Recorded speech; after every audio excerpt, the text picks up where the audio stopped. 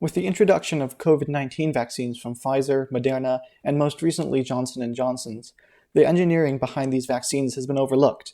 With so many other issues to worry about during this pandemic, let's take a step back and look at why these vaccines are a marvel of modern technology. Starting with how viruses work. Viruses are not actually alive. They only contain RNA and can't reproduce without a host cell. So viruses need to get inside a cell and use their RNA to instruct the cell to create more viruses. Coronaviruses have what are called spike proteins around the envelope of the virus. Spike proteins bind to the proteins on the cell membrane of a cell and use those proteins to enter it. Remember spike proteins, as they are key to how the vaccine works. The way the immune system attacks invaders is with antibodies.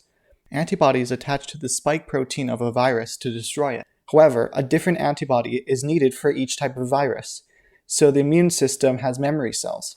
When the memory cells can recognize a virus, the immune system can create the correct antibody immediately.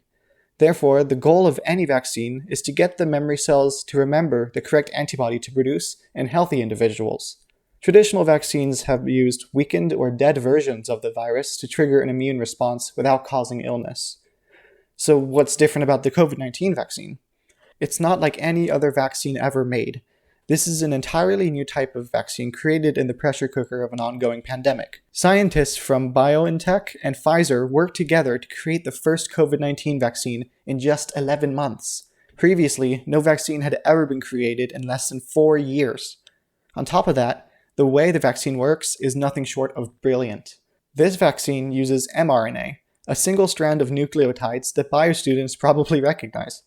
mRNA, or messenger RNA, is used in our cells to deliver instructions to ribosomes that synthesize proteins in the process of translation. The mRNA in the COVID-19 vaccine contains the instruction for the spike protein of SARS-CoV-2, the virus which causes COVID-19.